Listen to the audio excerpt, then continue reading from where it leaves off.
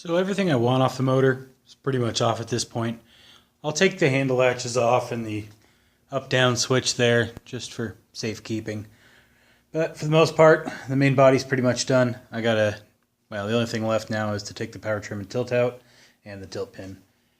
Again, I'll take some other miscellaneous parts off, but probably won't make much of a video about it. So if you're following this little thread of videos, not much more to go on except for the lower unit. That'll be the last main video. So I got the power trim and tilt controller hooked up. So now I'm just going to raise the motor. Fair warning, these things act sometimes a little weird when there's no real weight on them. So you'll probably see what I'm talking about in a second.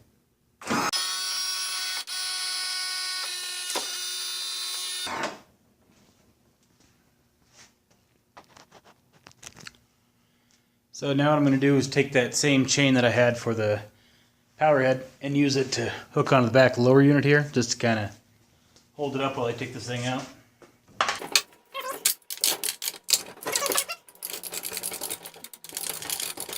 That'll probably work right there.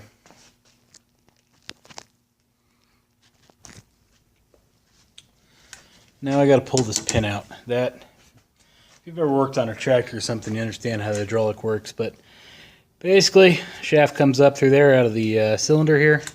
This is our pivot pin, holds everything in together. We've got to peel out this little clip thing. Sometimes those get a little tricky. Sometimes they'll fight with you, sometimes they'll come right out. There's one on each side, just so you know. I'll use that to get it started. Just kind of pull it out like so. Now, if you position this correctly, it'll come right out on its own. You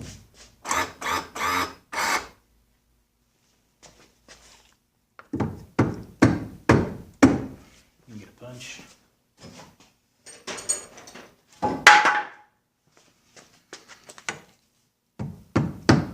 So it's not even budging there. Which, right off the bat, kind of tells you either your chain is too tight or the thing's stuck. Or I'm not hitting it hard enough. Let's try the other end of the punch.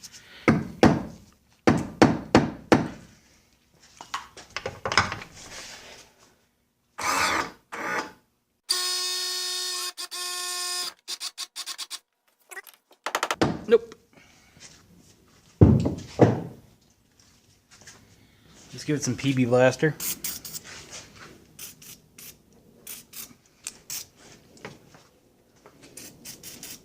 And we'll let it sit for a bit.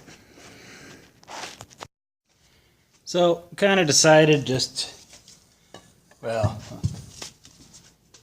easier to work on this side because I got a bunch of junk on the other side, but realistically it's because the phone charge will reach this far. So I'm going to hit it out this way. I've already pulled the pin out on this side, and you really don't want to hammer away on this pin too much because you need it to go back in. So you don't really want to mushroom it out. So I have this old piece of crap extension. It's already pretty mushroomed on the end, on that side, from me smacking it over the years. So this is my go-to large pin punch, if you will. So I'll put it on there and use the old framing hammer to get it out.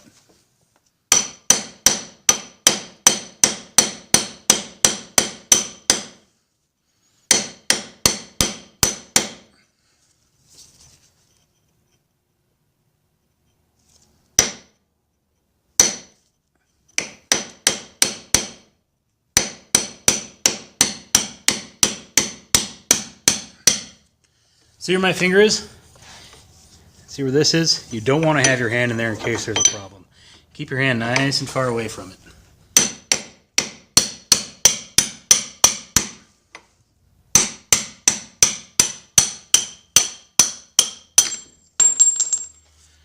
And that sound was the pin coming out on the other side. Oh, pick it up, show you what it looks like. A little bit of, not necessarily rust. Well, maybe a hair, but anywho. So that's what our pin looks like. But more importantly, the ends aren't all mushroomed out. When I say mushroomed, I mean when you hammer them, they start to flare out or in there. Let's get my socket out of there. Lower the tilt cylinders back in. Those should go all the way in before this starts to go in. I think that happens when there's no weight on it, but I could be wrong. Alright, that is pretty well disconnected at this point. The pin is really the key factor. I'll put this back in as a secondary safety feature should the chain here decide to give way. Alright, I disconnected the controller motor from my delt trim controller on the built into my desk here. So all our electronics need to run back through that hole. Electronics being our wiring.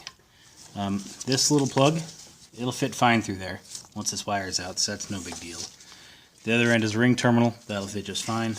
The only one that won't is this guy.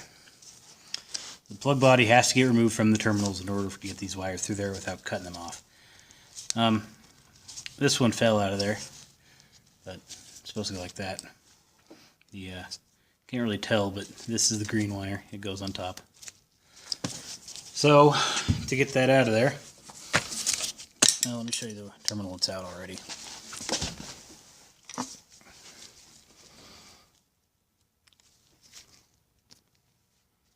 See how that's shaped? Yeah, I know, it's blurry and corroded. That little tab right there, that's what holds it in the connector body. So what you need to do is get in there with a screwdriver, bend that down, and then pull it out.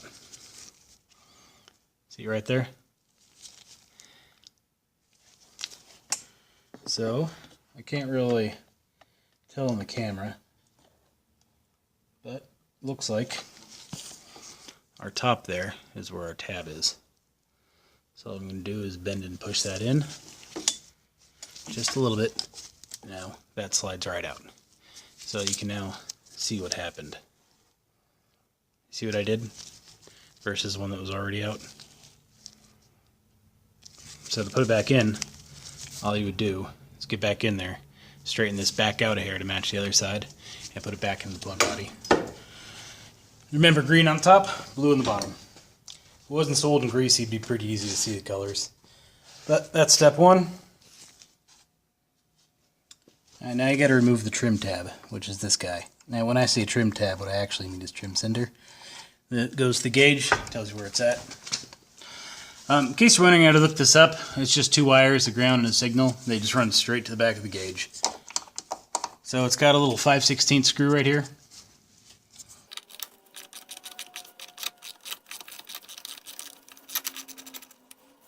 It's one out.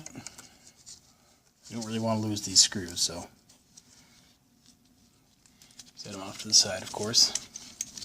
The other one's back here. It's a little trickier to see, but it's there. What I've noticed on these things is you guys on the camera can see bolts without issue, even though I can't sometimes, and then vice versa.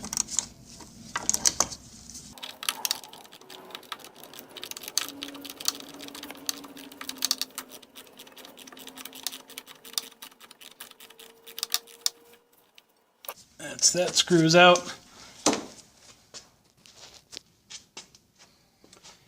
Now we can pull almost. There's a grommet right here and a zip tie right there. Break the zip tie off or cut it, whatever you want to do.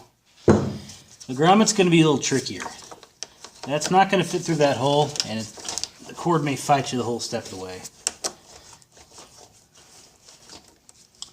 So you have an option to just break it off, put a piece of rubber in there. Let's see what else I can do.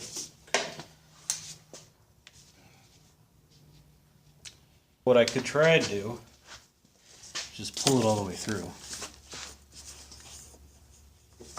Like I said, this grommet's gonna give you a fight.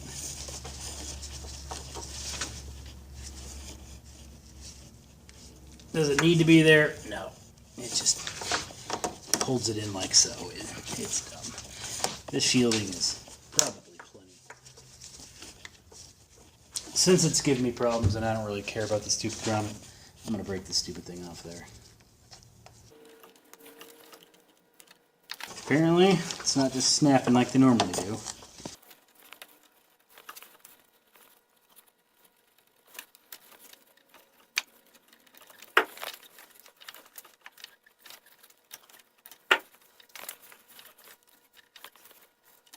Alright, grommet's off.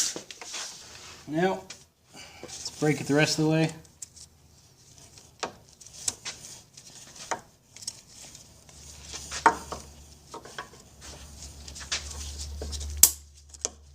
There we go. Now life's going to be easy.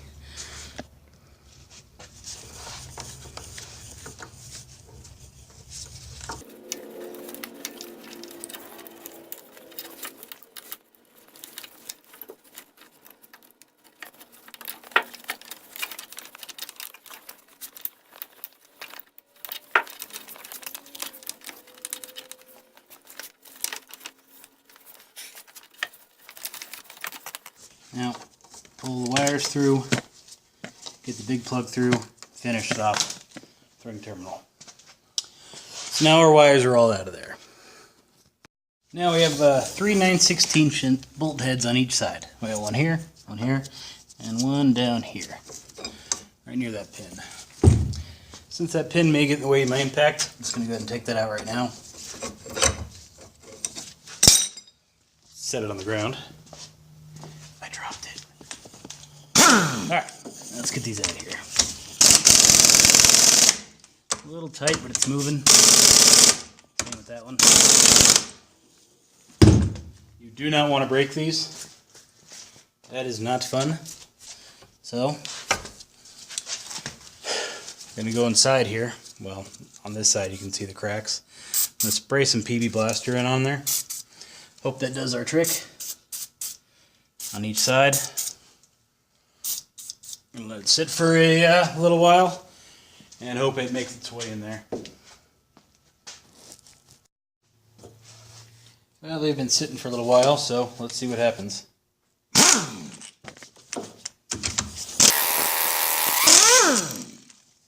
Yeah, not too shabby.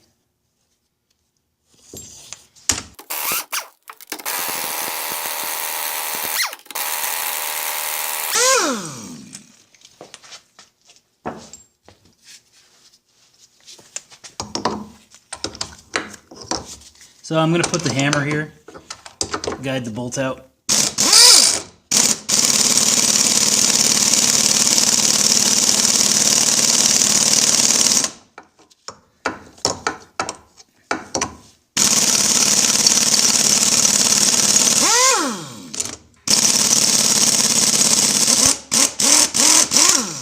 Hopefully you saw what I did there. I'm going to have to get a bigger wrench for that one. The impact wrench is great, but sometimes simple leverage do a lot better of a job.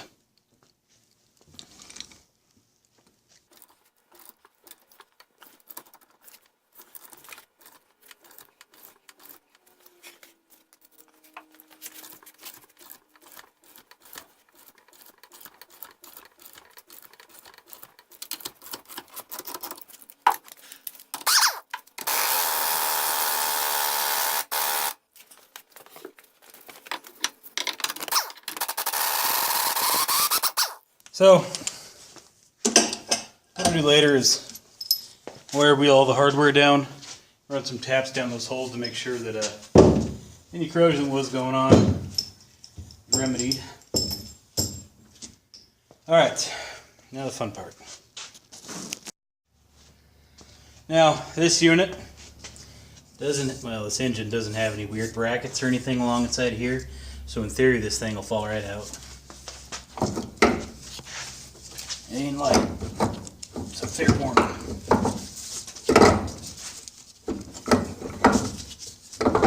There we go. That's all there is to it. And I'll zoom up and I'll show you what it looks like. So we got some paint flaking here, which is pretty normal. you want to be careful of this thing. So when you're setting it on the bench, what you don't want to do is let it down. So you want to kind of be careful with it. Harness is still intact. Plug needs to be put back in, which you do after you install it. But that is our power trim and tilt assembly. There's some bushings right there, and one on the other side. A lot of the times those will fall out, so you want to keep an eye on those. Kind of keep them in there. So that's our unit. Works okay. It's not leaking a bunch of fluid. Hardware just needs to get cleaned up and it'll be fine. But that's pretty much all there is to getting it out, and getting it back in is just doing the opposite of what I just did. Usually it's a little easier because you clean the pin up before you put it back in, and you don't have to hammer it as hard. Just getting it aligned is the hard, tricky part, but not really too bad. So that's the pretty much the end of the midsection here. So stay tuned. In a week or so, I'll get the lower unit apart, and just for fun, I'll show you how to press out the wrist pins out of those old pistons. But otherwise, if you got any questions on how to do this, just let me know. So before I go, I'm going to run a tap down the bolt holes here, just to make sure that there's no issues. So all you really need to do is get out your tap and die set. What you want to do is try to align the threads inside of there. See if I can focus a little better. Well, no, but anyway, so the teeth don't align in there. So you go to the next size down.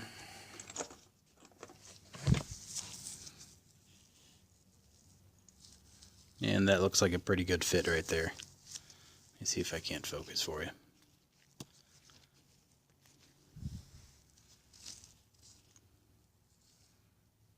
No. Well, anyway, so this is the tap I'll be using.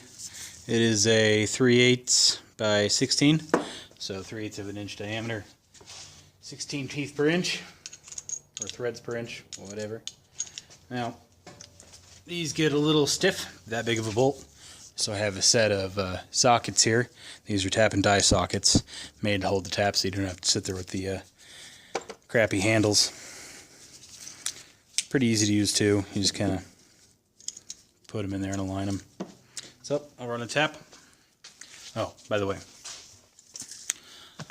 I'll use PB Blaster as oil, and I'll oil up each one of these threads through every pass. So we got 3 holes. That's where our bolts were. And I'll start with this one. Just gonna put it in there and get it started. It's right there. And then go to the socket wrench.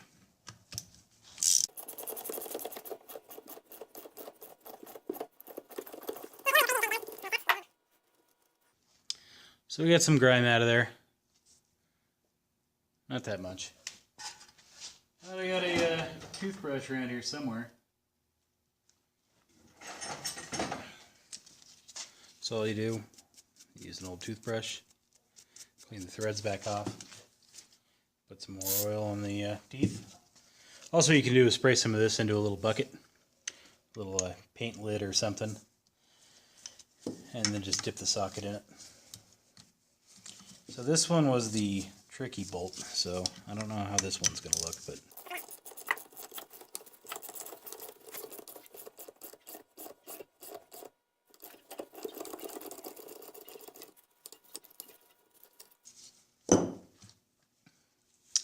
about the same. Corrosion probably wasn't really in the threads.